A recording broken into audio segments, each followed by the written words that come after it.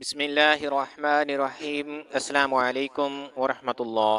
سلطان صلاح الدین ایوبی فجر کی نماز ادا کر کے تھوڑی دیر باغ میں چہل قدمی کرتے تھے۔ چہل قدمی کر کے ناشتہ کرتے، اس کے بعد اپنے دربار میں بیٹھ جاتے تھے۔ یہ واقعہ ہے مصر کے ایک گاؤں کا جو دریائے مصر کے کنارے واقع تھا۔ یہ گاؤں سلطان صلاح الدین ایوبی کی ملکیت میں آتا تھا۔ یہ سلطان صلاح الدین ایوبی کی سلطنت کا ایک اہم حصہ تھا کیونکہ اس کے ساتھ والا علاقہ رچرڈ بادشاہ کے قبضے میں تھا۔ سلطان صلاح الدین ایوبی کے درمیان اکثر اسی گاؤں کی وجہ سے لڑائیاں ہوتی تھیں۔ اس گاؤں میں بہت زیادہ مذاہب آباد تھے۔ اگر یہ کہا جائے کہ یہ گاؤں بہت سارے مذاہب کا مرکز تھا تو برا نہ ہوگا۔ اس گاؤں میں جامع مسجد تھی۔ اس مسجد کے امام صاحب بہت اچھے انسان تھے۔ لوگوں کو اسلام کی تبلیغ کرتے، اچھائی کی باتیں بتاتے۔ ان کی تبلیغ کی وجہ سے تقریباً سارا گاؤں مسلمان ہو گیا تھا۔ ان کی آواز کوئل کی طرح سریلی تھی۔ جب تلاوت کرتے تو ایسا لگتا کہ امام کعبہ تلاوت کر رہا ہے۔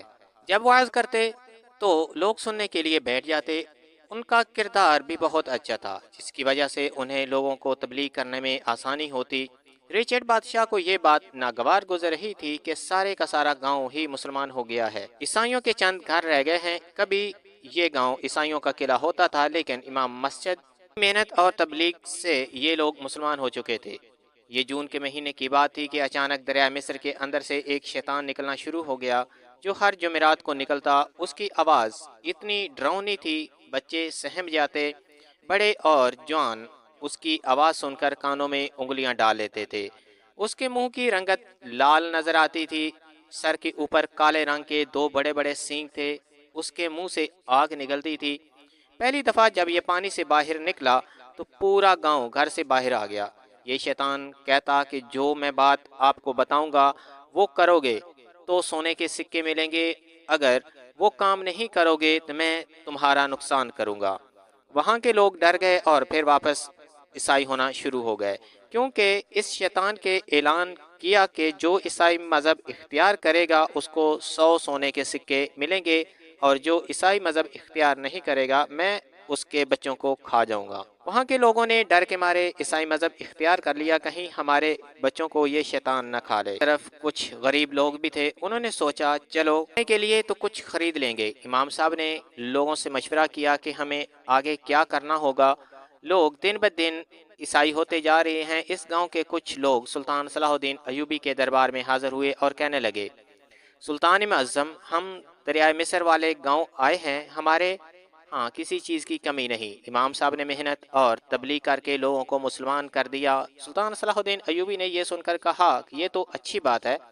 اس گاؤں سے آئے ہوئے لوگوں نے بتایا کہ حضور، ہمارے گاؤں کے پاس جمعرات والے دن دریائے مصر سے ایک شیطان نکلتا ہے جو ان کو عیسائی کرتا جا رہا ہے۔ سلطان صلاح الدین ایوبی نے اس وقت کو واپس بھیج کر علی بن سفیان سے مشورہ کیا کہ ہمیں بھی چل کر اس شیطان کو دیکھنا چاہیے۔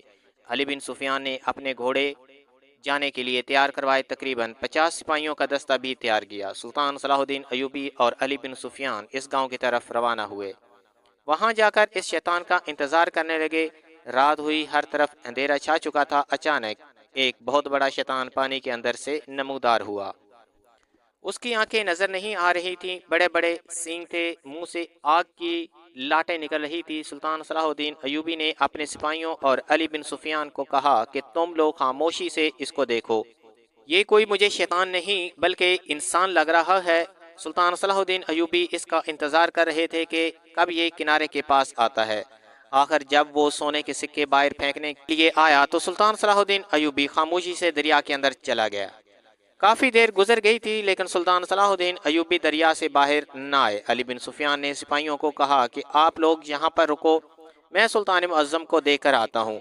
تھوڑی دیر کے بعد لوگوں نے دیکھا کہ سلطان صلاح الدین ایوبی نے دو لوگوں کو بالوں سے پکڑا ہوا تھا اور باہر آ رہے تھے، اور ساتھ میں ان کے وہ ماسک بھی تھے جو شیطان بنا ہوا تھا۔ ان دونوں آدمیوں نے بتایا کہ ہمیں رچرڈ بادشاہ نے 100 سونے کے سکے دیے تھے تاکہ ہم مسلمانوں کو ڈرا کر عیسائی مذہب میں تبدیل کر سکیں۔ سلطان صلاح الدین ایوبی نے ان دونوں کے سر قلم کر کے نیزے پر لٹکا دیا تاکہ لوگوں کو معلوم ہو سکے کہ وہ شیطان آخر میں تھا کیا۔ وہاں کے لوگوں کو سلطان صلاح الدین ایوبی نے ایک جذبہ ایمانی تقریر کی تم لوگوں نے ڈر اور لالچ کی وجہ سے اپنا ایمان بیچ رہے تھے۔ گھر واپس آ کر سلطان صلاح الدین ایوبی نے رچرڈ بادشاہ کو خط لکھا کہ اگر بہادر ہے تو میدان میں آ کر مقابلہ کر، عورتوں کی طرح کیا منصوبے بنا رہا ہے؟ رچرڈ بادشاہ نے قبول کیا کہ میں نے ہی یہ شیطان بنوایا تھا تاکہ اس گاؤں میں کم سے کم مسلمان ہوں، اگر مسلمان کم ہوں گے تو مجھے فتح کرنا آسان ہوگا۔ اس طرح اس گاؤں کے لوگوں نے سکھ کا سانس لیا۔